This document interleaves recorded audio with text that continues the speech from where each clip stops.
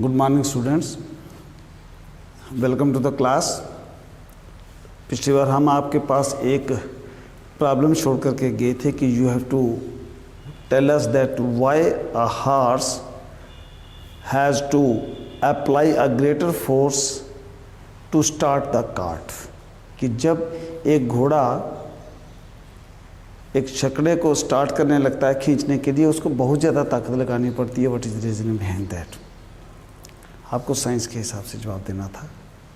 दो बच्चों ने जवाब दिया भी है, इट इज़ गुड, उनका बिल्कुल ठीक था। सो माय डियर स्टूडेंट्स, जब एक गाड़ी जो खड़ी है उसको, एक गाड़ी जो है वो खड़ी है और इसको उसने स्टार्ट करना है, घोड़े ने। उसने इसको स्टार्ट करना है जस्ट, तो उसको सबसे पहले तो जो इसकी स्टैटिक फ्रिक्शन है उसको ओवरकम करना पड़ेगा।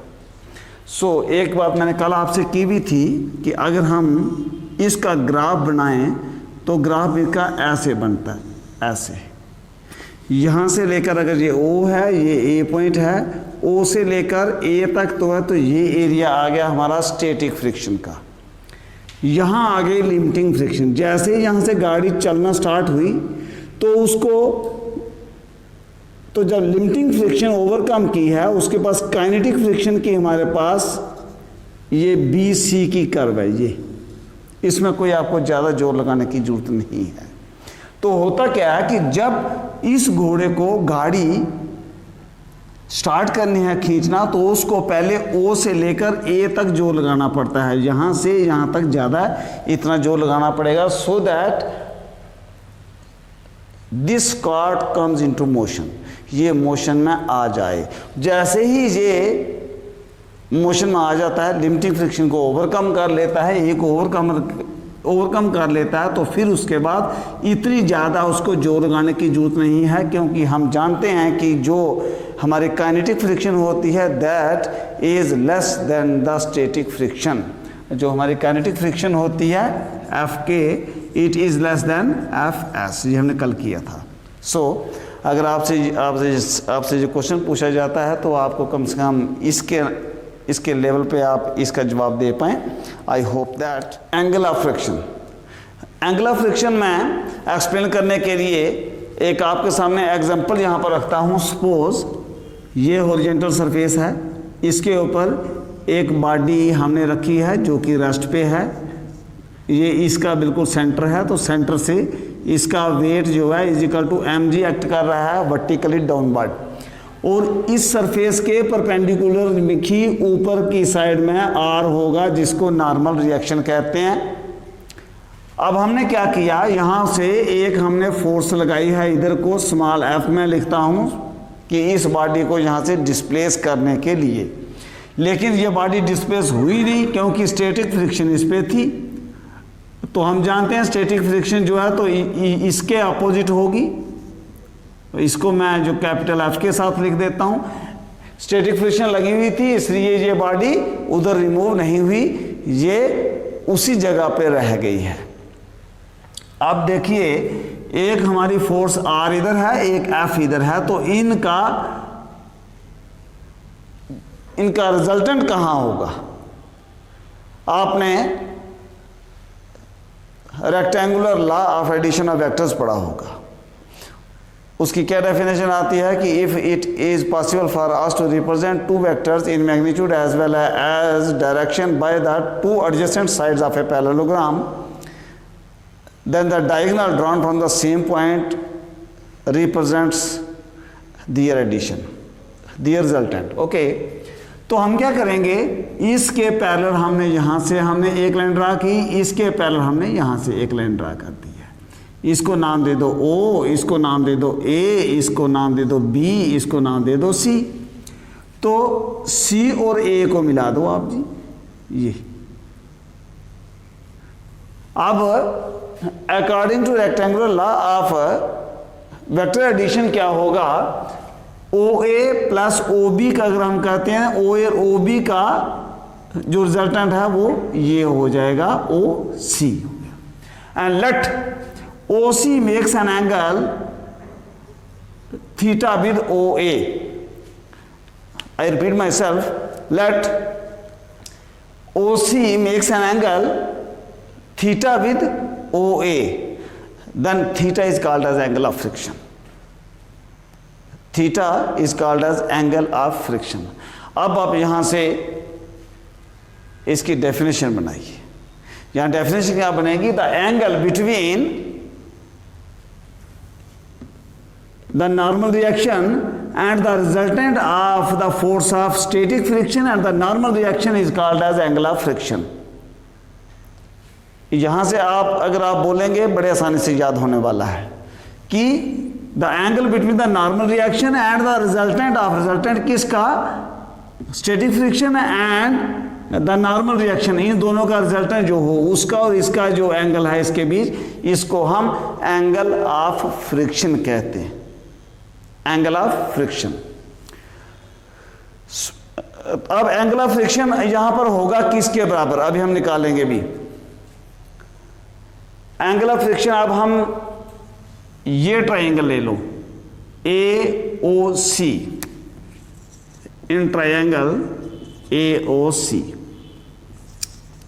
tan थीटा किसके बराबर होता है जी? देखो जरा, ये tan theta, theta is equal to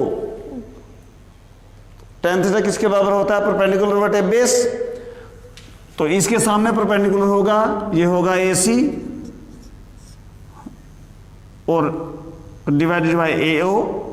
अब AC जो है तो ये OB के बराबर है, हम ऐसे लिखते हैं OB बटे AO लिख सकता हूं मैं इसको, इज इक्वल टू OB तो हमारी है फोर्स ऑफ फ्रिक्शन है और डिवाइडेड बाय AO तो हमारी जो नॉर्मल रिएक्शन है। So tan theta is equal to F/R। इसका मतलब हो गया, अब F/R हमने कहीं और भी किया था, आपको अगर याद हो कल के लेक्चर में, पिछले जो हमारा लेक्चर था, F/R is equal to mu S था शायद, coefficient of static friction. So हम क्या कहते हैं कि the tangent of the angle of friction is equal to coefficient of static friction. इस बात को बड़े अच्छे से याद रखना, आपके काम आने की चीज है। tan theta is equal to mu S. ये जो डिब्बे में मैं इसको बना के रख रहा हूँ, इसको दिमाग में बिठाते रहना, आप भी अलग लिखते रहना, आपको याद रहेगा। So my dear students, the tangent of the angle of friction is equal to coefficient of static friction. ये हो गया एंगल ऑफ फ्रिक्शन। अब हम करते हैं एंगल ऑफ रिपोज और एंगल ऑफ स्लाइडिंग भी कहते हैं इसको। एंगल ऑफ रिपोज और angle of sliding.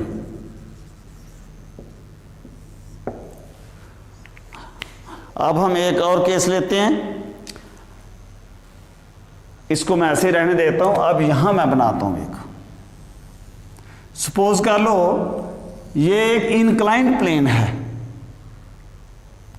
Inclined plane है तो ये एंगल है हमारा अल्फा, और ये हॉरिजॉन्टल था, ये इंक्लाइंड प्लेन एक था, और इसके ऊपर हमने एक बॉडी यहां पर रखी हुई है। मैं थोड़ा सा बड़ा बनाने का प्रयास करता हूं ताकि आपको आपकी स्क्रीन पर ये अच्छे से दिख जाए। जी, एक बॉडी हमने रखी है एक इंक्लाइंड प्लेन पर, और इंक्लाइनेशन का एंगल कितना है? जे अल्फा है। और एक्चुअली ये एंगल जो होता है, इसी एंगल को हम एंगल ऑफ रिपोज और एंगल ऑफ स्लाइडिंग भी कहते हैं, लेकिन उसके लिए कुछ कंडीशन भी है। तो पहले हम इनकी बात कर लेते हैं। ये जो फोर्सेस हमने बताई थी, काफ़ी सारी फोर्स एक्ट करती हैं। इसका सेंटर ये है, तो इसके सेंटर से जो vertically downward weight of this body will act vertically downward. तो यहाँ पे नॉर्मल रिएक्शन किधर होगी? नॉर्मल रिएक्शन जब वहां पर हम डिस्कस कर रहे थे, मैंने आपसे कहा था कि जो सरफेस है, जिस सरफेस पे बॉडी पड़ी है, उसके परपेंडिकुलरली ऊपर की तरफ जो होता है दैट इज नॉर्मल रिएक्शन। तो यहाँ पर तो हमारा जो सरफेस है that is like that, inclined है, तो यहाँ पे 90 डिग्री इधर जाएगा, ये होगा जी आर, नॉर्मल रिएक्शन इसके परपेंडिकुलर में ऐसे। अब यहां आप देखेंगे कि आर और एम जी ये दोनों एक दूसरे को बैलेंस नहीं कर रहे हैं। यहां हमको आएगी जरूरत अब वेक्टर्स की। अगर आप बच्चों ने वेक्टर्स अच्छे से पढ़े हुए हैं तो कोई दिक्कत आपको नहीं है। हम क्या करते हैं, ये आर वाली जो लाइन है इसको मैं जो पीछे की तरफ एक्सपेंड कर लेता हूं। अब ये एंगल अल्फा है तो ये एंगल क्या होगा जी,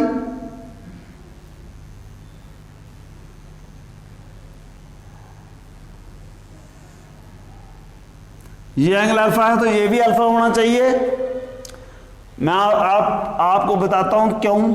ये देखिए, ये हमारा था हॉरिजॉन्टल प्लेन, इसके ऊपर ये हमने 90 डिग्री का एंगल बना दिया तो ये लाइन जा रही है। ये इंक्लाइन प्लेन था, यहां भी 90 डिग्री का एंगल बनाया आपने, तो अगर ये एंगल अल्फा है तो ये भी एंगल अल्फा होना चाहिए, क्योंकि दोनों 90 डिग्री हमने जो आगे की तरफ बढ़ाए हैं। अब आप मुझे बताइए, आपने वेक्टर्स पढ़े हैं, अगर ये mg है तो ये क्या होगा जी, ये mg है तो ये क्या होगा, ये mg cos थीटा होना चाहिए। और अगर ये mg cos थीटा है तो इसके परपेंडिकुलर मैं यहां से इधर बनाता हूं तो ये mg sin थीटा हो जाएगा। इतनी सी बात आपको अगर आप निकाल लेते हैं तो कोई दिक्कत की बात नहीं है। अच्छा जी, अब करते हैं बात एंगल ऑफ स्लाइडिंग। क्या होगा कि the minimum angle which the inclined plane on which the body is just to slide it makes with the horizontal is called as angle of repose और एंगल ऑफ स्लाइडिंग। अब हम क्या करते हैं कि हमने लेट सपोज करके ये थोड़ा आप इसकी जो स्टेटमेंट लिख लेंगे, let us consider that a body of weight is equal to mg is lying on an inclined plane which makes an angle alpha with the horizontal. Now the weight mg of the body acts vertically downward and the normal reaction acts perpendicular to the inclined plane. Now the angle of repose or angle of sliding according to definition is alpha as shown in figure. उसके बाद आप क्या लिखेंगे कि now the weight mg can be resolved into two rectangular components as mg cos theta and mg sin theta as shown in figure. Now this body will remain on this inclined plane so far as the force of friction is acting in this way. ये force of friction जब तक इस body को इस तरफ खींच करके रखी हुई है तब तक ये बॉडी यहां से नीचे की ओर स्लाइड नहीं करेगी। अब अगर ये स्लाइड नहीं कर रही है, अगर बॉडी यहां पर अभी फिक्स है, अभी यहां से मूव नहीं कर रही है, तो उस समय क्या होगा, अपोजिट में जो एक्ट कर रही हैं फोर्सेस वो एक दूसरे के बराबर होनी चाहिए। मतलब क्या हो गया कि ये F जो है तो F किसके बराबर हो जाएगा, F is equal to mg into sine theta हो जाएगा जी। ये फोर्स इसके बराबर हो जाएगी। उसके बाद R किसके बराबर हो जाएगा, R इसके बराबर हो जाएगा। R बिल्कुल अपोजिट क्या है, mg into cos of theta. अच्छी बात है जी। इसको इक्वेशन नंबर 1 दे देना, इसको इक्वेशन नंबर 2 दे देना। उसके बाद क्या करेंगे, डिवाइड करेंगे F by R, dividing equation first by 2, ये आ गया sine theta divided by mg into cos theta. mg और mg कैंसिल हो जाएगा तो F बटे R is equal to tan of theta. अब हम जानते हैं कि F बटे R जो होता है उसको तो हम अभी हमने पढ़ा है कहीं, but F by R is equal to mu S होता है। यहां हमने पढ़ा था ये F बटे R is equal to mu S होता है। And therefore tan theta is equal to mu S. ये लो जी, ये आ गया। इसका मतलब हो गया कि tangent of the angle of repose और angle of sliding is equal to the coefficient of static friction. अब इन दोनों के बीच में क्या संबंध है? What is the relation between angle of repose and angle of friction? The relation between angle of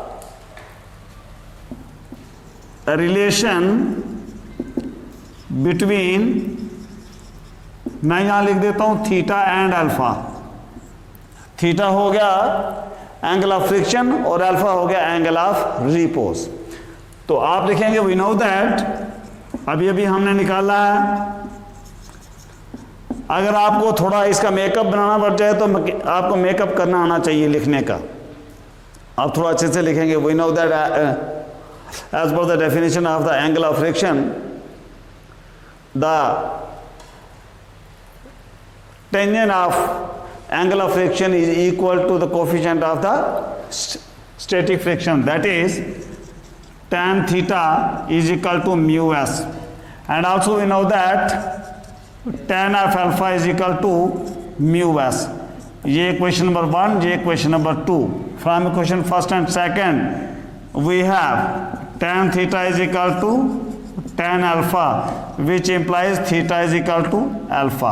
इसका मतलब क्या हो गया कि numerically the value of angle of friction is equal to the angle of repose. ये इन दोनों का आपस का संबंध हो गया है जी। सो नेक्स्ट सब टॉपिक हमारा है फ्रिक्शन के बारे में कि फ्रिक्शन हमारे लिए फायदेमंद है या नुकसानदायक है।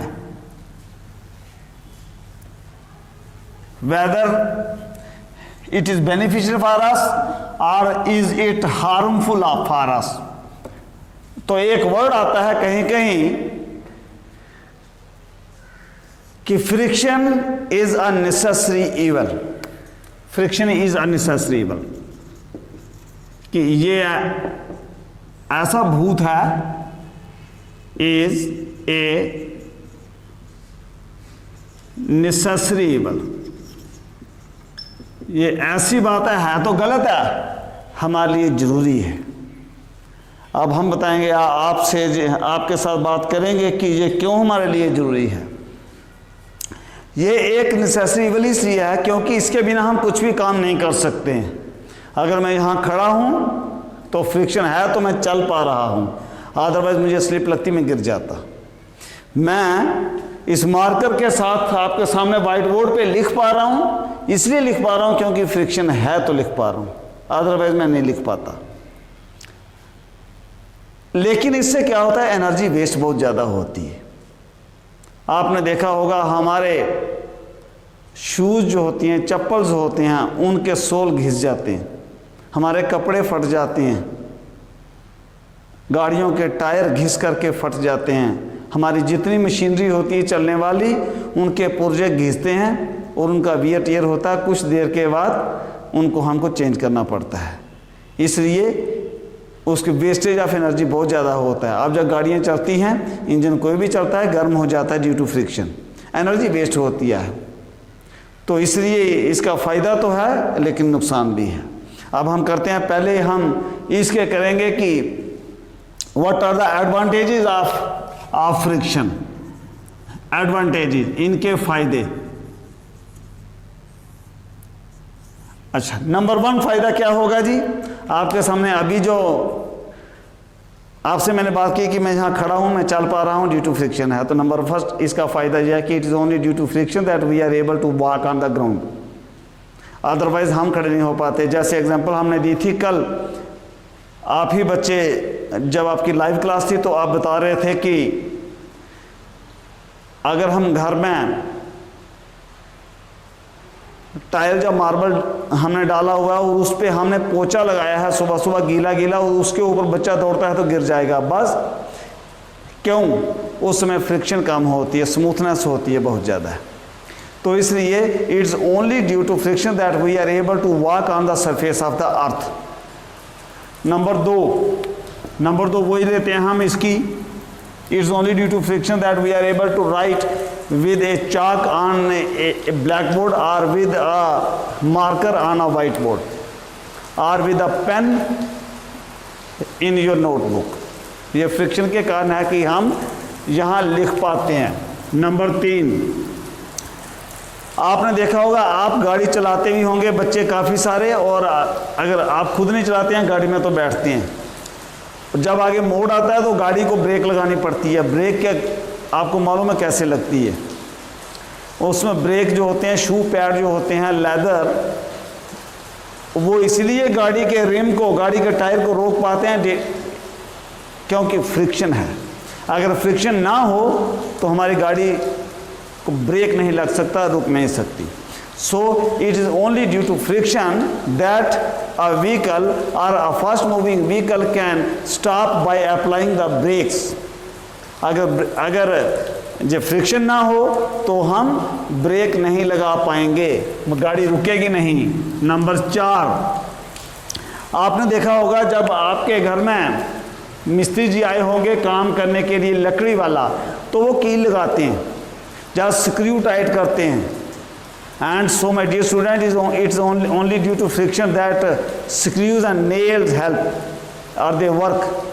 अगर आपने देखा होगा कहीं क्या होता है कि अगर हमारी दीवार थोड़ी कच्ची है तो वहाँ पर अगर हम स्क्रू लगाएं तो स्क्रू फटाफट जैसे हम लगाएंगे बाहर आ जाएगा, क्योंकि फ्रिक्शन नहीं है, वहाँ टाइट नहीं है, अच्छे से टाइट नहीं हो गया।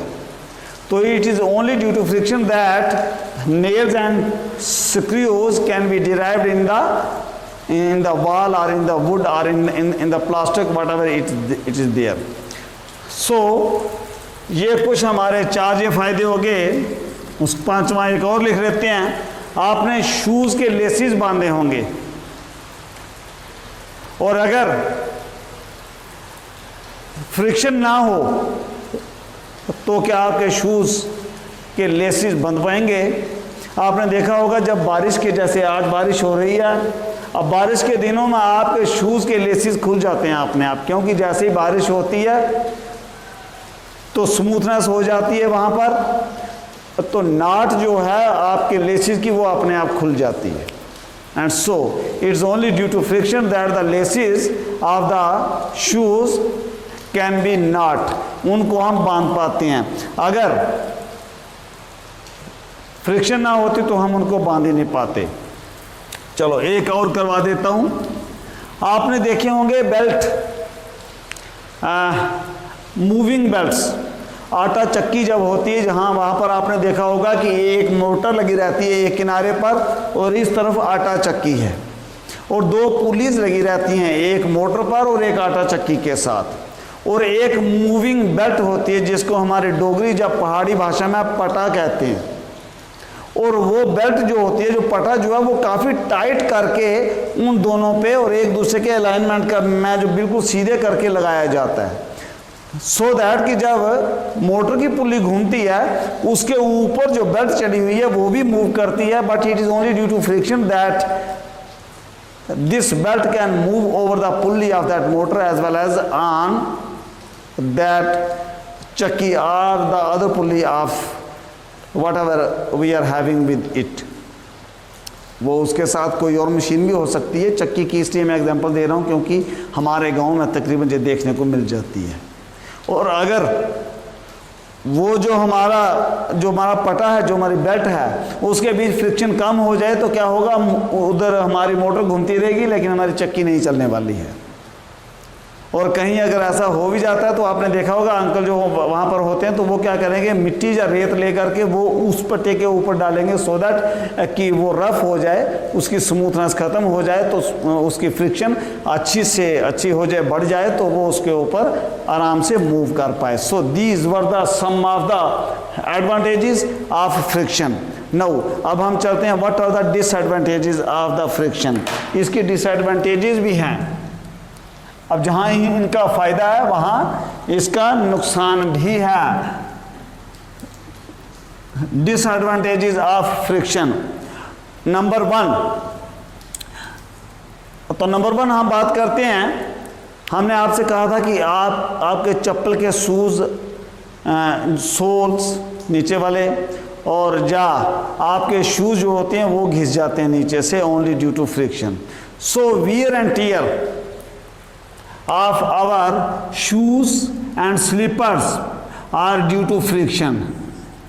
ये फ्रिक्शन के कारण नहीं है। अगर फ्रिक्शन नहीं होती, एक ही जूता हम लेते सालों साल चलता, लेकिन फ्रिक्शन है वो घिस जाता है रगड़ के साथ। उसके बाद दूसरा, जितनी मशीनरीज हमारी होती हैं उनका wear and tear is only due to friction. इन्हीं के कारण उनके जो पुर्जे हैं वो आहिस्ता आहिस्ता घिस जाते हैं। नंबर 3, हम बात करते हैं जब गाड़ी चलती है तो जो फ्रिक्शन के कारण है कि वो थोड़ी दूर जा करके रुक जाती है। अगर फ्रिक्शन नहीं अगर ना होती तो गाड़ी यहाँ से एक बार एक्सीलेटर देते हैं, उसके बाद बंद कर देते, सालों साल चलती रहती है आगे। लेकिन फ्रिक्शन के कारण ही वो आगे जा करके जो रुक जाती है, हमें दोबारा एक्सीलेटर देना पड़ता है तो फिर आगे गाड़ी चलती है। अगर हमारे पास साइकिल है तो हमें दोबारा पैडल लगाना पड़ेगा। Number 4, the efficiency of the machine decrease due to friction.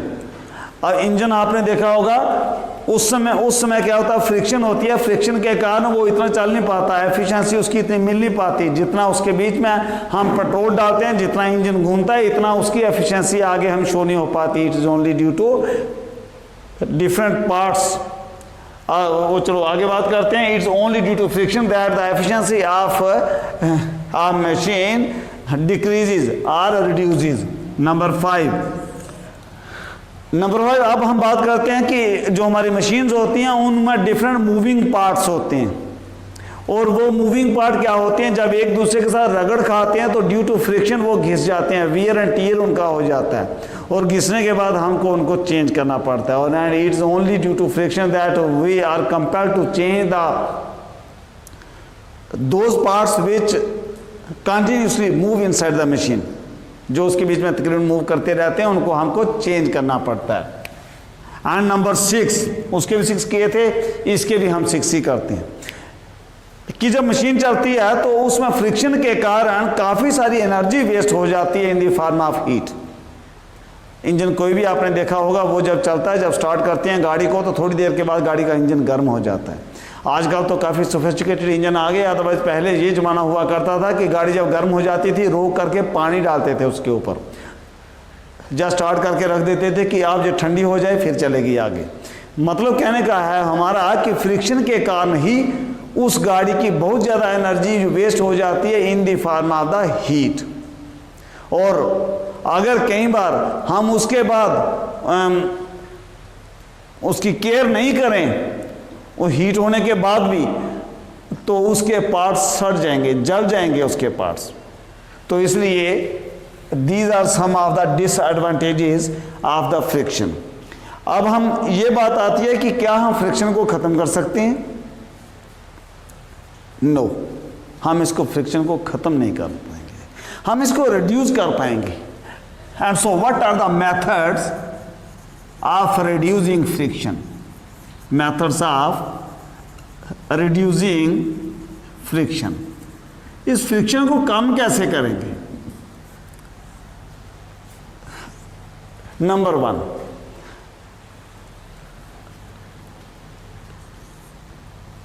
Bye polishing. Polish करेंगे। आपने देखा होगा हमारे घर में आजकल पॉलिश देखने में आती है, लोग घरों में करवा लेती हैं। अदरवाइज क्या होता है, पॉलिश करने से होगा क्या, एक सरफेस जो है उसके ऊपर जब हम पॉलिश करेंगे तो वो स्मूथ हो जाएगा, और जब वो स्मूथ हो जाएगा तो जो फ्रिक्शन होगी वो कम हो जाएगी। उस पर जो अगर दूसरी चीज़ स्लाइड करनी है तो बड़े आराम से स्लाइड हो पाएगी। Number 2, lubrication. लुब्रिकेशन क्या होता है? अब हमारे पास कुछ पेट्रोलियम प्रोडक्ट्स होते हैं जो लुब्रिकेशन का बड़ा अच्छा काम करते हैं। तो आपने फ्रैक्शनल डिस्टिलेशन पढ़ी होगी, उसमें पढ़ा होगा कि जो वेस्ट प्रोडक्ट बच जाता है, लुब्रिकेंट एज यूज किया जाता है, वो कभी हार्ड मटेरियल होता है लेकिन उसके बीच में क्या होती है, स्मूथनेस बीच में उनके रहती है। तो उनको हम क्या करते हैं, जो मूविंग पार्ट्स होते हैं मशीन्स के, उनके बीच में हम लुब्रिकेंट डालते हैं, सो दैट वो उनके बीच में जो रगड़ खाने वाली जगह जो हैं, जो उनके ऐसे सरफेस जो एक दूसरे के कंटेक्ट में आ रहे हैं, उनके भी लुब्रिकेंट आ जाता है, तो क्या हो जाता है, उसके ऊपर से आराम से वो स्लिप करने लगती हैं, and so as a result of this the friction reduces. Number 3, by streamlining the shapes, streamlining the shapes. आप मुझे ये बात बताइए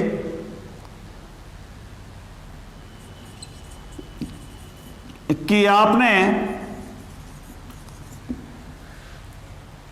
हवाई जहाज को देखा होगा, उसकी शेप कैसे होती है, आगे उसका जो आगे वाला जो उसका फेस होता है वो कैसा होता है, वो लगभग अगर आपने ध्यान से देखा होगा तो वो ऐसे होता है जी, ऐसे उसका फेस आगे से कोनिकल होता है, आगे से बिल्कुल ऐसे पॉइंटेड। आप जानते हैं क्यों? वो इसलिए होता है कि जब ये एरोप्लेन काफ़ी स्पीड के साथ चलता है, 235 माइल्स पर आवर उसकी स्पीड होती है जब वो टेक ऑफ करता है, तो इतनी तेज़ी के साथ जब वो चलता है तो आगे से हवा का रेजिस्टेंस जो होता है उसके कारण भी उसकी स्पीड हैम्पर होती है। और सो उस फ्रिक्शन को कम करने के लिए क्या किया जाता है, इसकी आगे शेप जो है वो कोनिकल बना दी जाती है, ऐसे कोन की तरह शेप बना दी जाती है, और उसके कारण क्या होता है कि हवा का रेजिस्टेंस आगे जो होती है, the friction due to air, वो कम हो जाती है, वो रिड्यूस हो जाती है। ऐसे ही आपने गाड़ियां देखी होंगी, जितनी भी गाड़ियां हमारी होती हैं वो आगे से बिल्कुल सपाट सीधी नहीं होती हैं, आपको या तो ऊपर आगे से ऐसे मिलेंगी या आगे से ऐसे वाली मिलेंगी, कि सो दैट कि हवा का उस पर रेजिस्टेंस इतना ना रहे।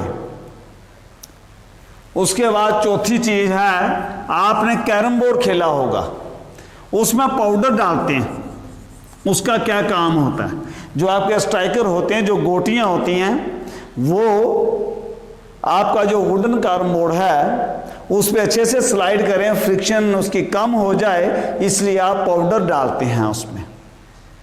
तो इसलिए by using the powder the friction also can be reduced to some extent, उसको कुछ हद तक हम कर सकते हैं कम। उसके बाद फिफ्थ मैंने सबसे लास्ट में ये रखी है, but it is the very most important, कि हम क्या करेंगे, हम कन्वर्ट कर देंगे,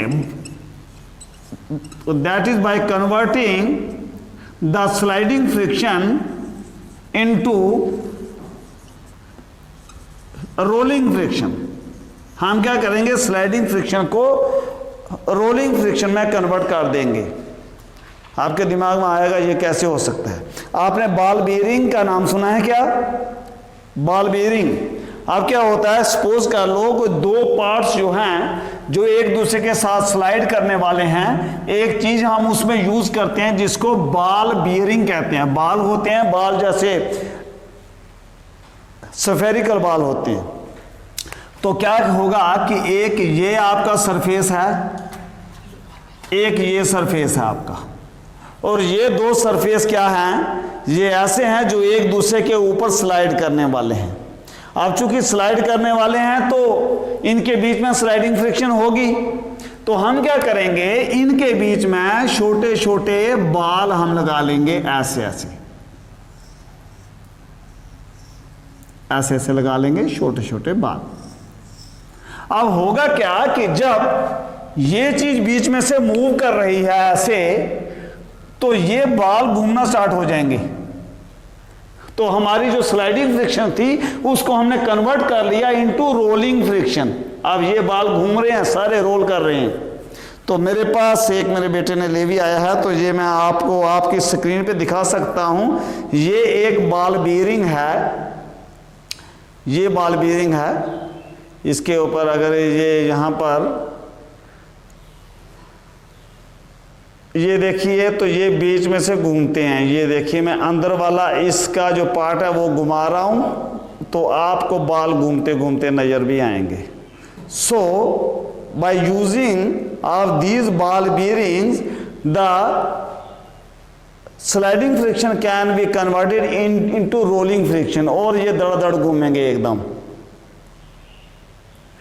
इससे भी फ्रिक्शन हमारी कम हो जाती है। So my dear student, these are the some of the ways by which the friction can be reduced to some extent, but it is impossible for us to eliminate the friction.